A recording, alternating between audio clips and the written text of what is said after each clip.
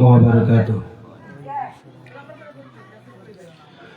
إن الحمد لله نحمده ونستعينه ونستغفره ونؤمن به ونتوكل عليه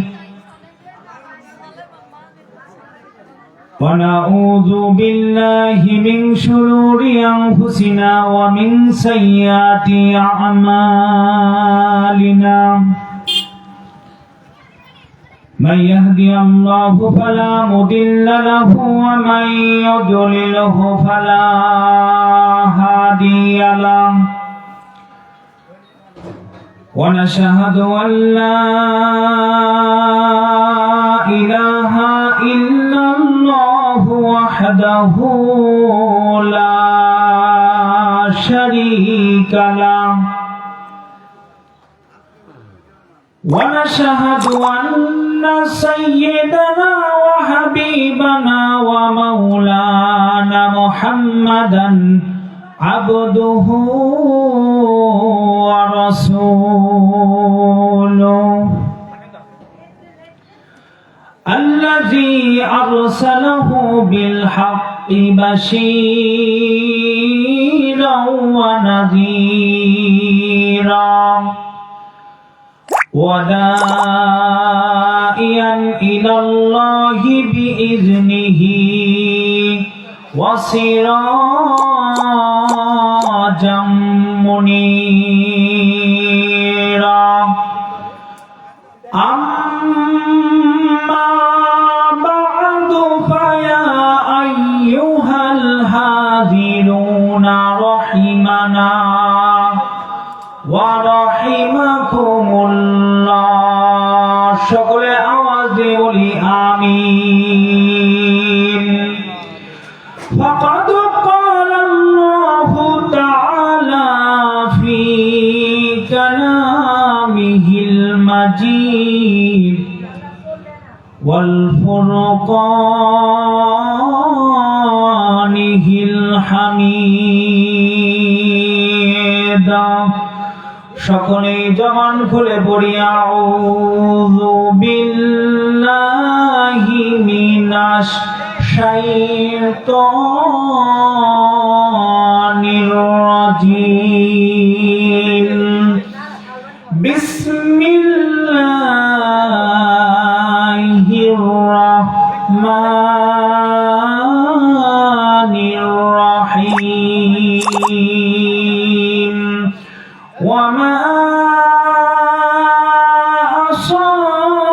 أصابكم من مصيبة فبما كسبت أيديكم ويعفو عن كثير وقال رسول الله صلى الله عليه وسلم التائب من الذنب كمن لا ذنب له أو كما قال النبي صلى الله عليه وسلم آمرا ومخبرا إن الله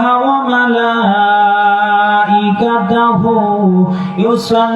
يصلون على النبي يا أيها الذين آمنوا صلوا عليه وسلموا تسليما درود إبراهيم بولي اللهم صل على محمد وعلى آل محمد كما صليت على إبراهيم وعلى آل إبراهيم إنك حميد مجيد اللهم بارك على محمد وعلى آل محمد محمد كما باركت على إبراهيم وعلى آل إبراهيم إنك حميد مجيد সকলে মহব্বতে বলি বালাগাল উলা বিকামালিহি কাশাফাত তুজা বিজামালিহি হাসানাত জামিউ খিসালিহি সাল্লু আলাইহি ওয়া আলিহি বাড়ি বাড়ি করো বান্দা এই বাড়ি তো তোমার নয় আসল বাড়ি হবে তোমার মাটির কবর শুধু বিছানা লা ইলাহা আওয়াজ দিয়ে লা ইলাহা মারহাবা লা ইলাহা লা ইলাহা আর দেরি নাই সারিয়া দে দুনিয়াদারি মন তোমায় ডাক দিয়াছে ওই কবরের বাড়ি তোর উপায় কি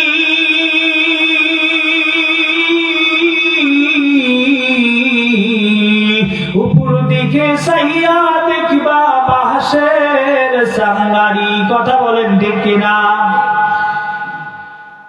উপর দিকে সাইয়া দেখবা বাঁশের সাঙ্গারি মন একটু ভেবে দেখো না তুমি কেমনে দিবা পারি আর দেরি নাই সারিয়া দে দুনিয়াদারি লা ইলাহা লা ইলাহা ইল্লাল্লাহ লা ইলাহা হইলে জিকির আল্লাহর অনেক নাম জাহান্নামের আগুন হইবে হারাম দূর হবে তোর মনের জ্বালা দূর হবে তোর মনের জ্বালা খুশি হবেন মোর আল্লাহ তাআলা লা ইলাহা লা ইলাহা আওয়াজ দিয়ে লা ইলাহা ইল্লাল্লাহ লা ইলাহা লা ইলাহা ইল্লাল্লাহ মুহাম্মাদুর রাসূলুল্লাহ সকলেই বলি সাল্লাল্লাহু আলাইহি ওয়াসাল্লাম সম্মানিত মুআজ্জাজ মুসল্লি কিরাম আল্লাহ পাকের লাখ কোটি শুকরিয়া আল্লাহ পাকের ইচ্ছায় আমাদের পরশোদরি করা মৃধা বংশের এখানে লেখা আছে এই জালসা শুধু মৃধা বংশের নয় এই জালসা হলো পুরো এলাকাবাসী সকলে বলি আলহামদুলিল্লাহ একটা নাম দিয়ে শুরু করতে হয় এই জন্য শুরু করা দীর্ঘ 60টি বছর হলো এই মাহফিলটা আরম্ভ কার্যক্ষেত্রে অনেকদিন স্থগিত ছিল আবার মাঝখানে হয়েছে আবার বন্ধ ছিল আবার হয়েছে আল্লাহ পাকের দোয়া করবেন আল্লাহ পাক যেন আমি যতদিন বাঁচিয়ে রাখি আল্লাহ পাক এই মাহফিলটা যেন সুন্দরভাবে গোছানোভাবে এই কোরআনের বাগানটাকে সাজানোর তৌফিক দান করে সকলে বলি আমিন সম্মানিত হাজিরিন ভূমিকা লম্বা নয়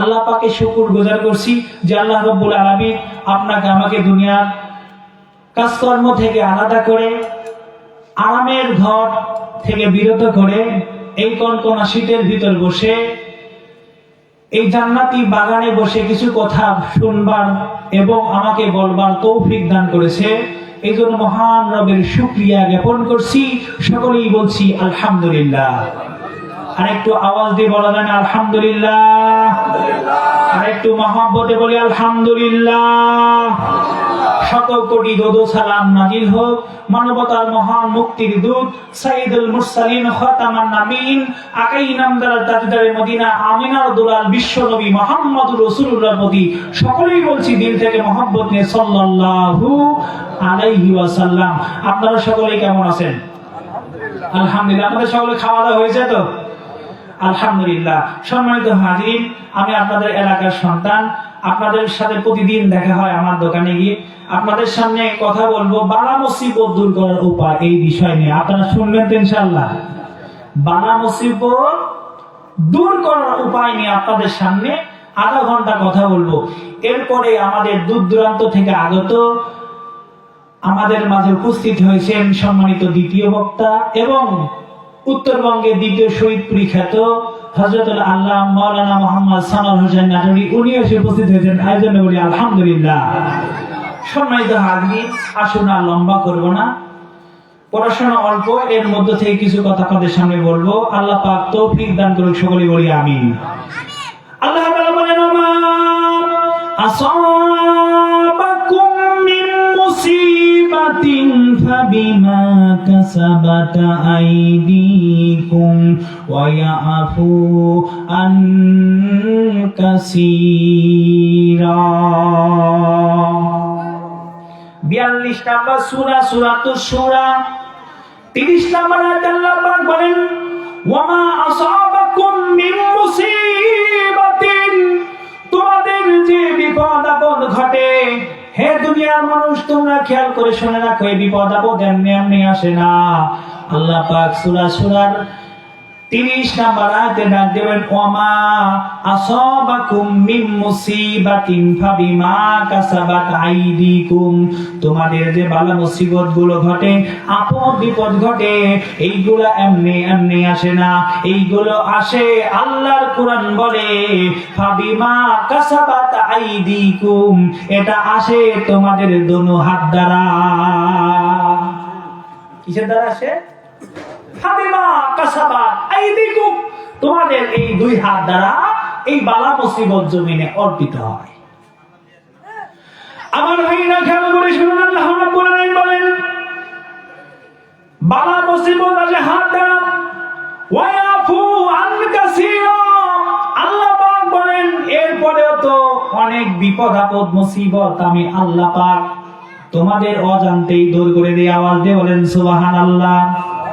অনেক বিপদ আপদ আছে যেগুলো তোমরা জানোই না, এত অন্যায় তোমরা করেছো, ওইগুলা তোমাদের অজান্তেই আমি আল্লাহ পাক মাফ করে দিই। সুবহানাল্লাহ বলেন। সম্মানিত ভাইরা আমার, বালা মুসিবত প্রতিকার করার একটা কারণ হলো, যদি দুনিয়ার বুকে কোনো বান্দা যদি আল্লাহ পাকের কাছে তাওবার দ্বার খুলে রাখে, তাওবা বলবৎ রাখে, আল্লাহ রাব্বুল আলামিন ওই ব্যক্তির জীবনের গুনাহগুলো তো মাফ করবেন। শুধু তাই নয়, তার পিতা মাতা অন্ধকার কবরে যদি গিয়ে থাকে, ওই সন্তান যদি বলে আল্লাহ আমার বাবা তো দুনিয়ার বুকে ঠিক মতো চলাফেরা করতে পারে নাই, কোন না কোন কারণ বশত ভুল করে গেছে, আল্লাহ ওই কঠিন মুসিবত কবরের ভিতরে আমার বাবা কোন হালতে আছে আমরা কেউই জানি না, ও আল্লাহ আজকে আমার বাবার পক্ষ থেকে আমি তাওবা করতেছি, আল্লাহ তুমি আমার বাবাকে মাফ করে দাও। সকলে বলি আমিন। আমার ভাইরা আসুন, এই বালা মুসিবত হয় যে কারণটা, প্রথম নাম্বার কারণ হলো গুনার কারণ। গুনার দ্বারা বান্দার প্রথম বালা মুসিবত আপতিত হয়। আল্লাহ সুবহানাহু ওয়া তাআলা 5 নাম্বার সূরা সূরা মাইদার 39 নাম্বার আয়াতে বান্দাকে জানাই দিল তোমাদের গুনাহ কেমনে হয়, তোমাদের গুনাহ কেমনে হয় তোমরা জেনে নাও। আল্লাহ পাক এই গুনাহ করার পর তোমাদের সংশোধন করার জন্য আল্লাহ পাক জানাই দিলেন, ফামান তাবা মিন বাদি যুলমিহি ওয়া আসলাহা ফাইন্নাল্লাহা ইয়াতুবু আলাইহি ইন্নাল্লাহা গফুরুর রহিম। আল্লাহু আকবার বলেন। আরেকটু আওয়াজ দিবেন আল্লাহু আকবার। আল্লাহ পাক বলেন ফামান তাবা মিন বাদি যুলমিহি, অতঃপর যেই ব্যক্তি গুনাহ করার পর তাওবা করে, নিজের উপর জুলুম করার পর তাওবা করে নেয়, অর্থাৎ সে অনুশোচনা বোধ করে আল্লাহ আমি গুনাহ করেছি, আল্লাহ আমি অন্যায় করেছি, ওগো আল্লাহ তুমি আমাকে মাফ করে দাও। তাওবা করা মানে এমন ভাবে তাওবা করা, আল্লাহ পাক আর গায়ে জানাই দিলেন, ইয়া আইয়ুহাল্লাযীনা আমানু তুবু ইলাল্লাহি তাওবাতান নাসুহা। আল্লাহু আকবার বলি। আল্লাহ পাক বলেন, হে ঈমানদারেরা, আইয়ুহাল্লাযীনা আমানু, যারা ঈমান এনেছো, ঈমান এনেছো আমি আল্লাহর প্রতি, তুবু ইলাল্লাহ, ওই আল্লাহ পাকের কাছে তাওবা করো, যিনি ছাড়া আর কোনো মালিক নাই, কোনো খালিক নাই যে তোমার তাওবাটা কবুল করবে। সুবহানাল্লাহ বলেন। একমাত্র স্রষ্টা, একমাত্র মালিক হলেন আল্লাহ, যিনি বান্দার তাওবা কবুল করে থাকেন। আওয়াজ দিয়ে বলেন সুবহানাল্লাহ। নবীজি আমার ডাক দিয়ে বলেন, দুনিয়ার মানুষেরা খেয়াল করে শোনো, খুব মনোযোগ দিয়ে শোনো। আল্লাহ নবীজি বলে গেলেন, আত-তাইবু মিনাজ যামবি কামান লা যামবা লাহু, যেই ব্যক্তি দুনিয়ার বুকে তাওবা করে, অনুশোচনা করে, আল্লাহ পাকের কাছে ক্ষমা প্রার্থনা করে, নিজের জীবনের ভুল ত্রুটিগুলো আল্লাহ পাকের কাছে মার্জনা চায়, আল্লাহ পাকের কাছে নিজের এই ত্রুটি বিচ্যুতিগুলো ক্ষমা প্রার্থনা করে চোখের পানি ছেড়ে দেয়, চক্ষু বন্ধ করে নিজের চোখের গড়া দিয়ে পানি এনে আল্লাহ পাকের কাছে বলে, আল্লাহ আমি ছোট্টকালে কি গুনাহ করেছি, আমি চোখ বললেই বুঝতে পারি। গ্রাম্য একটা প্রবাদ আছে, মনে জানে পাপ আর মায়ে জানে বাপ। এই কথাটা আপনারা জানেন কি জানেন না বলেন? মনে জানে পাপ আর মায়ে জানে বাপ। আপনি আমার জীবনে, আপনার জীবনে কি গুনাহ করেছি, এই গুনাহ কিন্তু আপনি আমি ভালোভাবেই জানি। চক্ষুটা বন্ধ করলে চোখের সামনে ভেসে আসে। ঠিক তদরূপ একজন মায়ের ঘরে গিয়া উত্তম মেলামেশার মাধ্যমে আল্লাহ পাক কার রহমের বীজটা মায়ের দেহের ভিতর ঢোকায় দিল, একমাত্র মা ছাড়া আর কেউ বলতে পারে? জ্ঞানী গুণীরা বলেছেন, মনে জানে পাপ আর মায়ে জানে বাপ। বান্দা তুমি গুনাহ করেছো, আল্লাহ পাকের কাছে গিয়ে বল, আল্লাহ অন্ধকার ঘরের ভিতরে আল্লাহ দরজা বন্ধ করে আজকে জীবনের ভুল ত্রুটিগুলো ক্ষমা প্রার্থনা করতেছি গো মালিক, তুমি দয়া করে মায়া করে আমার জীবনের গুনাহগুলো মাফ করে দাও। আমার বন্ধুরা নবীজি বলেন, যে ব্যক্তি তাওবা করে, আত-তাইবু মিনাজ যামবি কামান লা যামবা লাহু, আল্লাহ নবীজি বলেন ওই ব্যক্তি তাওবা করার কারণে আল্লাহ রাব্বুল আলামিন তাকে এমন বেগুনা মাসুম বানায়া দেয়, যেমন ভাবে মাতৃগর্ভ থেকে সন্তান জমিনে ভূমিষ্ঠ হয়। আওয়াজ দিয়ে বলেন সুবহানাল্লাহ। যখন কোন বান্দা তওবা করবে, মাতৃগর্ভ থেকে ভূমিষ্ঠ হলে যেমন হয়, আল্লাহ পাক তাকে সেমন ভাবে বেগুনা মাসুম বানায় দেয়। আওয়াজ দিয়ে বলেন সুবহানাল্লাহ।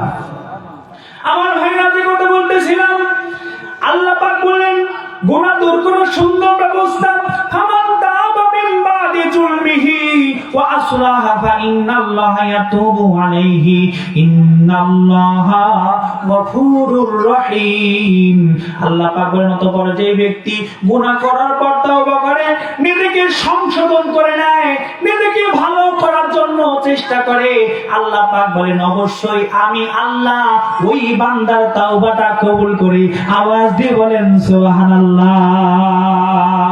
আমার ভাইরা, শুধু তাই নয়, আল্লাহ পাক ডাক দিয়ে বলেন, দুনিয়ার মানুষ তুমি চিন্তিত হয়ো না, আমি আল্লাহ তোমাকে সুসংবাদ দিয়ে দিলাম, আমি তোমার তাওবাটা কবুল করলাম। কেননা আল্লাহ পাক বলেন ইন্নাল্লাহা গফুরুর রহিম, কেননা আমি আল্লাহ নিশ্চয়ই একমাত্র ক্ষমা প্রার্থনাকারী। আওয়াজ দিয়ে বলেন সুবহানাল্লাহ।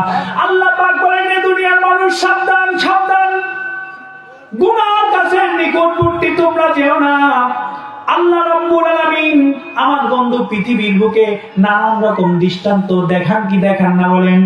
আমার বন্ধুদের সপ্তাহে 8 বার পাকিস্তানের করাচি একটা শহর আছে, এই করাচি শহরের ভিতরে একটা বাস্তব ঘটনা আল্লামা আশরাফ আলী থানভী রাহমাতুল্লাহ আলাইহি ওয়াজ এবং বয়ান খুতবার বইয়ের ভিতর সুন্দরভাবে নোট করে দিয়েছেন, দুনিয়ার মানুষ যাতে জানতে পারে দুনিয়ার বুকে যদি কোনো বান্দা গুনাহ করে, গুনাহ করার কারণে আল্লাহ পাক তাকে সূরত পর্যন্ত পরিবর্তন করে দেয়। আওয়াজ দিয়ে বলেন নাউজুবিল্লাহ। আবার যদি কোনো বান্দা গুনাহ করে, গুনাহ করার পর তাওবা করে, আল্লাহ পাক তার বিশ্রী কালো চেহারাটা নূরের ন্যায় আলো উজ্জ্বল করে দেয়। আওয়াজ দিয়ে বলেন সুবহানাল্লাহ। আমার বন্ধুরা খেয়াল করে শুনুন, ওই পাকিস্তানের সাপ্তাহিক করাচি আকবর পত্রিকার ভিতরে আসছে, একজন মহিলা দীর্ঘদিন যাবত সন্তান হয় না। কতদিন যাবত? দীর্ঘদিন। আমাদের সমাজে আছে না নাই? দীর্ঘদিন যাবত সন্তান হয় না, তখন কি করে? নানান জায়গায় গিয়ে তাবিজ কবজ যে যা বলে, একমাত্র গু বাদে যা বলে সব খায়। ঠিক কিনা কান? কেননা তার প্রয়োজন কোল জোড়া একটা সন্তান, বুক জোড়া একটা সন্তান। সংসার জীবনের সার্থকতা তখনই হয় যখন ওই পরিবারে একটা ছেলে কিংবা মেয়ে জন্মগ্রহণ হয়। ঠিক কিনা বলেন? আমার ভাইরা লম্বা করবো না, সাপ্তাহিক আখবার পত্রিকার ভিতরে আসছে, কুরুচিত পত্রিকায় আল্লামা আশরাফ আলী থানভী রাহমাতুল্লাহ তার কিতাবের ভিতর বর্ণনা করে শুনিয়েছেন যে ওই দেশে একজন মহিলা দীর্ঘদিন যাবৎ সন্তান হয় না, তার মানে হলো বন্দা। আল্লাহ পাক সূরা 42, 43, 44 নম্বর আয়াতে বলেন, দুনিয়ার বুকে যদি কোনো মানুষের সন্তান না হয়, ওই মহিলাটির ভালোভাবে জানা উচিত আল্লাহ পাক বলেন, আমি কাউকে ইচ্ছা করলে পুত্র সন্তান দান করি, আবার কাউকে ইচ্ছা হলে কন্যা সন্তান দান করি, আবার ইচ্ছা হলে আমি পুত্র কন্যা উভয় সন্তান তাদের দান করি। আওয়াজ দিয়ে বলেন সুবহানাল্লাহ। আবার আমি আল্লাহ পাক যেটা ইচ্ছা করি, আবার কাউকে দুনিয়ার বুকে বন্ধাত্ব করে রাখি। আওয়াজ দিয়ে বলেন কথা ঠিক কিনা? অর্থাৎ আল্লাহ পাক ইচ্ছা করলে সন্তান নাও দিতে পারে। এইটা হলো দুনিয়ার বুকে ধৈর্য ধারণের একটা বিষয়। আমার ভাইরা লম্বা করব না, খেয়াল করে শুনুন। ওই পাকিস্তানের ওই করাচির মহিলাটি দীর্ঘদিন যাবৎ সন্তান হয় না। মানুষজন নানান রকম ভাবে নানান রকম পরামর্শ দেয়, ওইখানে গেলে বাচ্চা হবে, ওই বাজারে গেলে অমুক ডাক্তারের কাছে গেলে বাচ্চা হবে, নানান রকম ভাবে বন্ধুরে আমার পরামর্শ দিতে থাকে। আমার বন্ধুরে এক পর্যায়ে ওই মহিলাটি সন্ধান পেল, একটা হিন্দুয়ানি মেলা হয়, মনে করে আমাদের পার্শ্ববর্তী শিধুলিতে যে হিন্দু মেলা হয়, এই হিন্দু মেলার ভিতর দেখবেন নানান রকম জটওয়ালা, বড় বড় দাড়িওয়ালা, লাল শাড়ি পরা, সাদা লুঙ্গি পরা, ময়লা যুক্ত কাপড় চোপড় নিয়ে বট গাছের গোড়ায় বসে আছে। যার যার মনের সমাধান আজকে সব সমাধান করে দেওয়া হবে, এমন একজন ব্যক্তির সন্ধান ওই পাকিস্তানের মহিলাটি যখন পেয়ে গেল, ওই মহিলাটি আর নিজেকে স্থির রাখতে পারলেন না। কেননা তার মনে একটাই ধান্দা, একটাই খেয়াল, তার একটা কোলজোড়া সন্তানের প্রয়োজন। আওয়াজ দিয়ে বলেন ঠিক কিনা? আলোচনা কি বুঝতেছেন? বালা মুসিবত আসে কেমন এটা বোঝাচ্ছি। আমার হইলা খেয়াল করে শুনুন, মহিলাটি এবার ওই হিন্দুয়ানি মেলার ভিতর চলে গেল। মেলার ভিতরে যাওয়ার পর ওই মহিলাটি ওই সাধুর কাছে গিয়ে বলতেছে, ও সাধু হিন্দু পুরোহিত, আমার তো দীর্ঘদিন যাবৎ বাচ্চা হয় না, সন্তান হয় না, আমি বন্দা একজন মহিলা। যখন এই কথা বলছে, বলছে মা তুমি কি মুসলমান? মুসলমান দেখলে ইয়াহুদি খ্রিস্টানরা খাপড় লাগিয়ে ধরে। জিজ্ঞাসা করছে, মা তুমি কি মুসলমান? মহিলা জবাব দিয়ে বলতেছে, হ্যাঁ আমি মুসলমান। সুযোগ পেয়ে গেছে, এমন সুযোগ পেয়ে গেছে, শুনলে আপনার গায়ের লোমগুলা খাড়া হয়ে উঠবে। মহিলাকে যখন বলা হলো, মহিলা মা তুমি কি মুসলমান? জবাব দেয়া দিচ্ছে, হ্যাঁ আমি মুসলমান, আমার রব হলো আল্লাহ, আমার নবী হলো মুহাম্মদুর রাসূলুল্লাহ, সকলেই বলি সাল্লাল্লাহু আলাইহি সাল্লাম। এই কথা যখন বলেছে, হিন্দুরা মনের ভিতরে এই কথা যখন শুনে, লা ইলাহা ইল্লাল্লাহ মুহাম্মাদুর রাসূলুল্লাহ, সকলেই বলি সাল্লাল্লাহু আলাইহি সাল্লাম। যতই আপনারা আমার সাথে ভালো ব্যবহার করে থাকুক, মনের ভিতরে একটা বিরাট অঙ্কের হিংসার নকশা জাল কিন্তু বিস্তার করে রাখছে। সুযোগ পেলেই আপনাকে আমাকে সবল দিয়ে ধরে ফেলবে। আমার বন্ধু গোপরা সাপের কাছে গিয়ে এমন মানুষ নাই যে সামনে থেকে সবলের ফস শব্দটা না পেয়ে ঘুরত আসছে। গোপরা সাপ যদি সামনে দিয়ে যায়, যদি সুযোগ পায়, একবার ফস করবে, কি করবে না বলেন? হিন্দু খ্রিস্টান বৌদ্ধ নাসারা এরা কিন্তু এই ফস করার জন্য প্রস্তুত হয়ে আছে। মহিলাটি এই কথা বলল। প্রশ্ন করা হলো, মা তোমার বাড়িতে কি তোমাদের ধর্মগ্রন্থ কোরআন রয়েছে? তোমাদের যেই ধর্মগ্রন্থ তোমরা পালন করো, এই কোরআন কি তোমাদের ঘরের ভিতরে আছে? এখন আপনারা জবাব দেন, প্রতিটা মুসলমানের ঘরে কোরআন আছে না নাই? প্রত্যেকটা মানুষের ঘরে, পড়তে পারুক আর না পারুক, আল্লাহর কোরআন প্রত্যেকটা বান্দার ঘরের ভিতরে আছে। সুবহানাল্লাহ বলেন। ওই মহিলাটিকে হাত করার জন্য বলেছে। আল্লাহ পাক তোমাকে দুনিয়ার বুকে সন্তান দিবে, তুমি চিন্তা করো না, তোমার পেরেশানির কোনো কারণ নাই। আল্লাহ পাক তোমাকে সন্তান দিবে। হ্যাঁ মা, তোমাকে একটা কাজ করতে হবে। যদি কাজটা তুমি সহি সালামতে করতে আসতে পারো, জেনে রাখো তোমাকে আল্লাহ পাক সন্তান দিয়া ধন্য করবে। এবং যে মহিলাটি সন্তানের জন্য খোদা ওই মহিলাটিকে যা বলবে সেইটা করবে, কি করবে না বলেন? করবে। আমার বন্ধুরে হিন্দু পুরোহিত এবার বললো, মা তোমার তো দীর্ঘদিন যাবৎ সন্তান হয় না, ও মা তোমাকে আমি একটা নসিহত পেশ করতে চাই। অন্য কোন নসিহত নয়, অন্য কোন পরামর্শ নয়, অন্য কোন বুদ্ধি দিতে পারা, তোমাকে মাত্র একটাই মাত্র পরামর্শ দিব। ও মা, তোমার ঘরে যে তাকের উপর কোরআনটা আছে, ওই কোরআনটা নিয়া তুমি তোমার বাথরুমের ভিতর গিয়া ওই বাথরুমের ভিতর যে ফিরিটা আছে ওইখানে রেখে ওই বাথরুমের ভিতর বসে কোরআন পেরে তুমি গোসল করবে। আওয়াজ দিয়ে বলেন নাউজুবিল্লাহ। ঈমান থাকতে এটা কোনো মানুষ কি করতে পারবে? যদিও একটা মানুষ কোরআন পারে না, একটা অক্ষর যদি পড়ে থাকে, তারপরেও কিন্তু ওই ব্যক্তি তুলে নিয়ে উঁচু জায়গায় রেখে দেয়।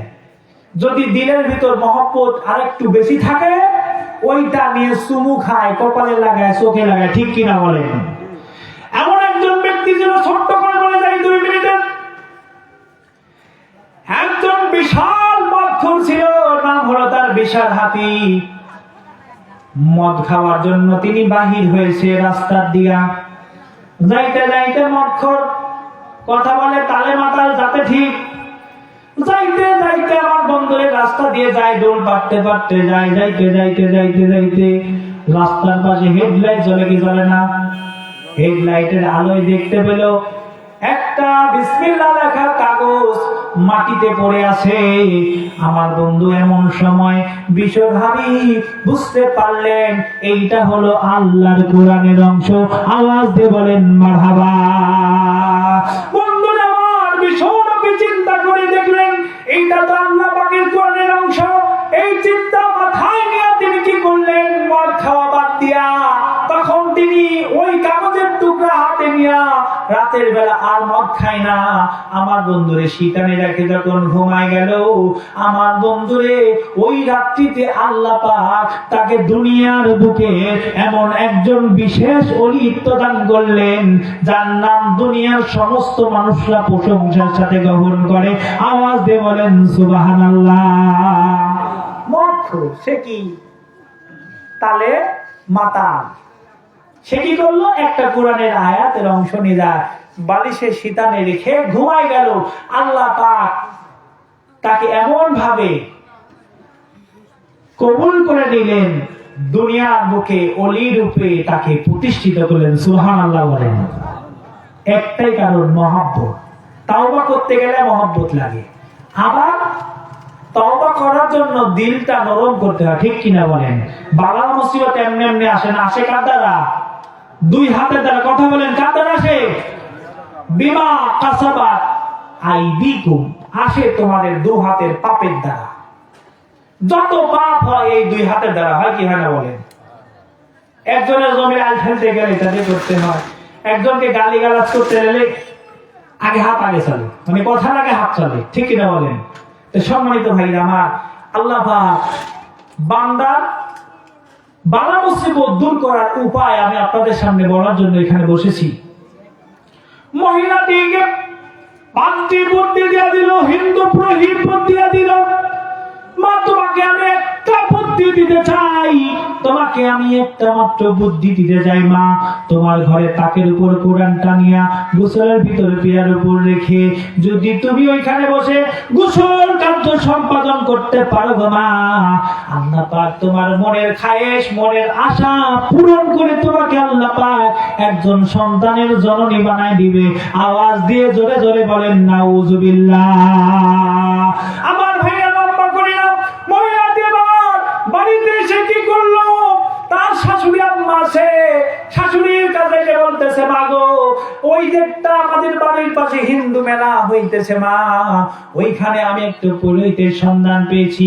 পুরোহিত আমাকে বলেছে ওইখানে আমাদের যে তাকের উপর কোরআন আছে, এই কোরআনের উপর যদি বসে আমি যদি গোসল করি তাহলে হয়তো আল্লাহ পাক আমাকে একটা সন্তানের মা বানাবে, জননী বানাবে। এই চিন্তা, এই ফিকিরে আমি ওইখান থেকে ফিরে আসছি।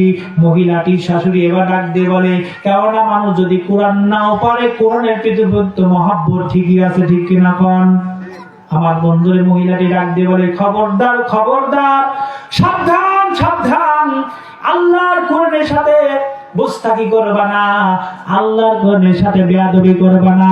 যদি বেয়াদবি করো আল্লাহ পাক তোমাকে দুনিয়াতে শাস্তি দিবে। আমার বন্ধুরে এমন শাস্তি দিবে, আমার বন্ধুরে দুনিয়ার বুকে যদি কোনো মানুষ অন্যায় নিজ হাতে করে ফেলে, আল্লাহ পাক কিন্তু তার শাস্তি দুনিয়াতেও দেখায়, আখিরাতে দেখায়। আওয়াজ দিয়ে বলেন ঠিক কিনা? এতদিন মুখে মুখে শুনেছেন, আজকে আল্লাহর কোরআন থেকে শুনেন। 30 নম্বর সূরা রুম 41 নম্বর আয়াতে আল্লাহ পাক বলেন, যাহারাল ফাসাদু ফিল বাররি ওয়াল বাহরি বিমা কাসাবাত আইদিন নাস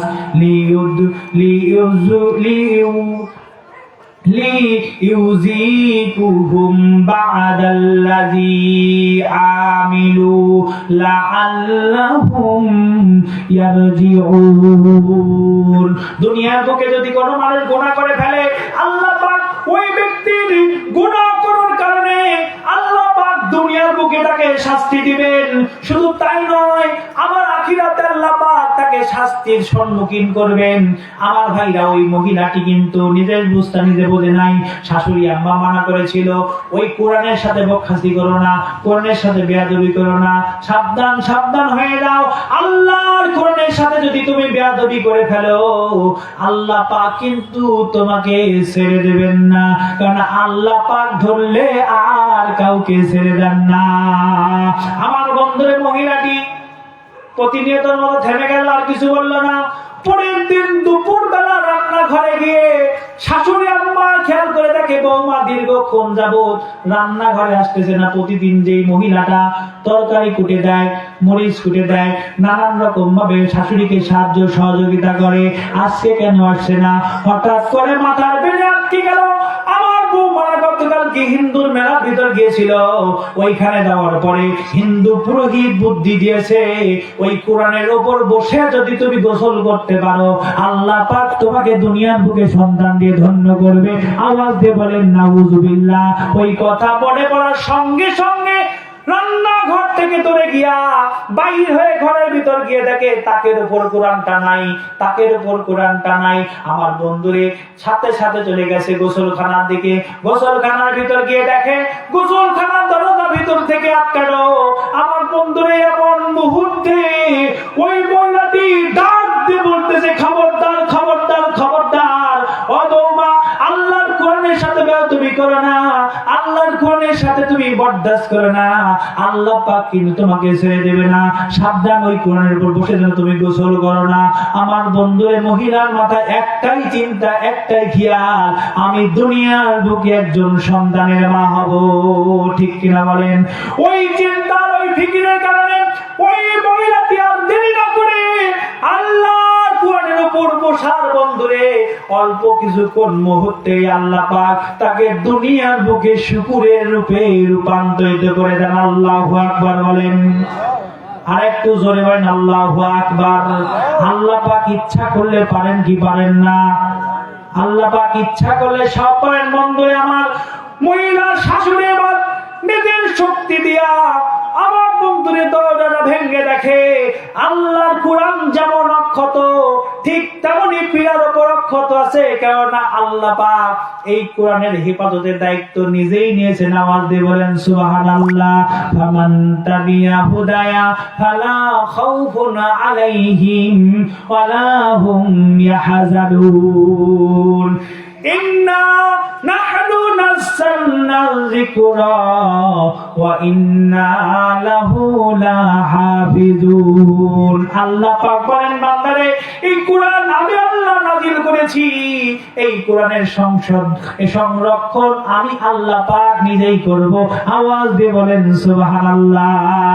আল্লাহর কোরআন অক্ষত রয়েছে, কিন্তু বেয়াদবি করতে চেয়েছিল যে মহিলাটি, সঙ্গে সঙ্গে আল্লাহ পাক তাকে শুকরের রূপে রূপান্তরিত করে দিয়েছেন। আমার বন্ধুদের ওই বৃদ্ধ মহিলাটি কোরআনটা হাতে নিয়ে এইবার যখন তিনি মুখে নিয়ে চুমা খায়, চুমা খাওয়ার পর যখন তিনি গোসলখানার ভিতর থেকে বাইর হয়ে আসে, আসার পর যখন শাশুড়ি তার কোরআন নিয়ে চলে আসে, ওই যে শুকর রূপান্তরিত হলো যে মহিলাটি, ওই মহিলাটিও যে শুকুরে রূপান্তরিত, ওই শুকুরটাও পিছনে পিছনে এসে আমার বন্ধুরে ওই বারান্দার উপর বসে থাকলো। এমন মুহূর্তে স্বামী চাকরি থেকে ফিরে এসে দেখে বারান্দার উপরে একটা জ্বলন্ত বন্য শুকুর বসে আছে। এমন অবস্থায় দরজার ভিতর ঢুকে মাকে বলে, মা গো মা, তুমি কি দেখতে পাও না ওই যে বারান্দার উপরে জ্বলন্ত একটা বন্য শুকুর পড়ে আছে, তুমি কি এখনো তাকে তাড়াইতে পারো নাই? আল্লাহু আকবার বলেন। শুকুর দেখলে কে রাগি না করে? আমার ভাইরা খেয়াল করে শুনুন, আল্লাহ সুবহানাহু ওয়া তাআলা দুনিয়ার বুকে মানুষকে শাস্তি দেন, আমার আখিরাতেও শাস্তি দেন। বালা মুসিবত আসে কি কারণে? বান্দার হাতের কারণে। আমরা যে আমাদের জমিনের ভিতর ফসলগুলো ফলাই, অনেক সময় অনেক রকম বিপদ আপদ মুসিবত হয় কি হয় না? আওয়াজ দিয়ে বলেন, হয় কি হয় না? আমার বন্ধুরে আল্লাহ রাব্বুল আলামিন এই বান্দার বালা মুসিবত যাতে না, সেই জন্য আল্লাহ রাব্বুল আলামিন বান্দাকে জানাই দিল, ওয়া মা আসাবাকুম মিন মুসিবাতিন ফাবিমা কাসাবাত আইদিকুম ওয়া ইয়াফু আন কাসীরা। বান্দা, তোমাদের বিপদ আপদ ঘটে তোমাদের দোনো হাতের কারণে। আমার বন্ধুরে, এই জন্যই আমাদের দোনো হাতের গুনাহ থেকে নিজেদের হাতকে সংশোধন করতে হবে, বেশি বেশি পরিমাণ তওবা করতে হবে, আল্লাহ পাকের কাছে ক্ষমা চাইতে হবে। আল্লাহ, জীবনে আর কতদিন বেঁচে থাকবো কি হয় কিন্তু জানি না। আজ থেকে 4 থেকে 5 দিন আগে আমার চোখের সামনেই আমার পড়শি মোহাম্মদ শুকুর সাহেব, আমার বন্ধুরে একেবারে জলজানতাম, এখানে জালসা দেওয়ার জন্য পরিষ্কার করতেছিলাম, একেবারে দৌড়াই গেলাম, তার বুকের ভিতর যন্ত্রণা, চিৎকার চেঁচামেচি করতেছে। আমার বন্ধুরে এত চিৎকার নবীজি বলেছেন প্রত্যেকটা মানুষকে সাকরাতুল মাউত আক্রমণ করবে। আল্লাহ নবীজি বললেন, যেই ব্যক্তি দুনিয়ার বুকে ভালো আমল করে যাবে, ভালো আমল করার কারণে আল্লাহ রাব্বুল আলামিন ওই বান্দাকে ডাক দিবে, আইয়াতুহান নাফসুল মুতমাইন্না ইরজিই ইলা রাব্বিকি রাদিয়াতাম মারদিয়া ফাদখুলি ফি ইবাদি ওয়াদখুলি জান্নাতি। চিৎকার দিয়ে বলা যায় না আল্লাহু আকবার। যদি কোনো বান্দা তওবা করার কারণে নিজেকে আল্লাহওয়ালা বানাইতে পারে, আল্লাহমুখী বানাইতে পারে, আল্লাহ যাকে আল্লাহর কাজগুলো সম্পাদন করতে পারে, ওই ব্যক্তিকে আল্লাহ পাক ডাক দিবেন, ইয়া আইয়াতুহান নাফসুল মুতমাইন্না, হে প্রশান্ত আত্মা, তুমি তোমার প্রভুর সন্তুষ্ট অর্জনের জন্য বাইর হয়ে আসো। আর যদি কোনো বান্দা দুনিয়ার বুকে তওবা ছাড়া জিন্দেগি যাপন করে, নিজের জীবনটা অতিবাহিত করে, গুনার কাজের ভিতর লিপ্ত থাকে, বদ কাজের ভিতর লিপ্ত থাকে, অন্যায় কাজের সাথে সম্পৃক্ত থাকে, ওই ব্যক্তিকে আল্লাহ রাব্বুল আলামিনের নবী ডাক দিয়ে বলেন, আল্লাহ পাক ডাক দিবেন, ইয়া আইয়াতুহান নাফসুল খাবিস, হে খবিস বলে আল্লাহ পাক ডাক দিবে। সাবধান, নবীজি অনেক হাদিসের ভিতরে বলেছেন, আল কবরু রাউদাতুম মিন রিয়াজিল জান্নাহ আও হুফরাতুম মিন হুফারিন নার।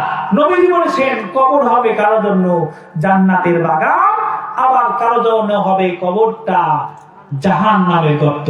আওয়াজ দিয়ে বলেন নাউজুবিল্লাহ। কবর কারো জন্য হবে কি? জান্নাতের বাগান। কারো জন্য হবে কি?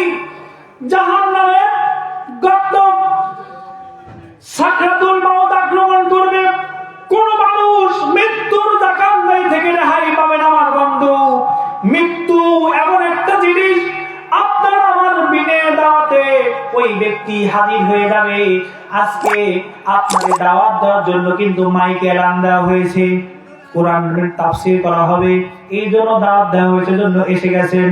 কিন্তু মৃত্যু কি এমন ভাবে দাওয়াত দিবে যে আমি অমুক তারিখে 10 তারিখে মরহুম সাইদুর রহমান মাস্টার সাহেবের বাড়িতে জালসা আপনারা উপস্থিত হবেন। আজকে যেমন জালসা এলান দেওয়া হয়েছে, কিন্তু আপনাকে যদি মৃত্যু এমন ভাবে দাওয়াত দিয়ে যদি আসতো, আপনি নিজেকে সাজায় গোছায় নিছেন কি নিতেন না? আমার বন্ধুরে মৃত্যু কিন্তু ডাক দিয়ে আসবে না, মৃত্যু আসবে অনাকাঙ্ক্ষিত, না চাওয়া না পাওয়া জিনিসের মতো যেমন হাতে পেয়ে যান। মৃত্যু আসবে এমন ভাবে আপনার জানার বাইরে, আপনি জানেন না যে আজকে এখনই আপনার এই দুনিয়ার মায়া ত্যাগ করতে হবে। 6 দিন পরে নখ খসে যাবে, 9 দিন পরে চুল। 6 দিন পরে নখ খসে যাবে, 9 দিন পরে চুল। কবর জায়গা ভালো না, আমল ছাড়া কবর গৃহ বাঁচতে পারবে না। ঠিক কিনা বলেন? আমল ছাড়া কবর গিয়ে থেকে বাঁচতে কেউই পারবে না। এই জন্য বন্ধুরা, আমার যে কথা বলতেছিলাম, তাওবা করতে হবে। বাবা মুসিবত দূর করার প্রথম নাম্বার কারণ হলো তাওবা করা। আমার যদি এই দুনিয়ার বুকে আপনি আমি পেরেশানির ভিতরে ভুগি, আমার বন্ধুদের দৃষ্টি 10টা বছর যাবত আমি আমার জীবনে একটা আমল করে আজকে উন্মোচন করে দিয়ে যাই।